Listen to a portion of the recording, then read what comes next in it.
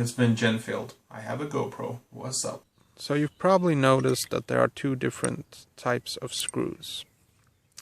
A shorter one and a longer one. Why is this so? Well, it's very simple. Let's say you hook it up to an extending arm. Well, then it's enough to use a small one because you have the access, not a problem. And you use the longer screws when you're hooking up under a frame or a water case.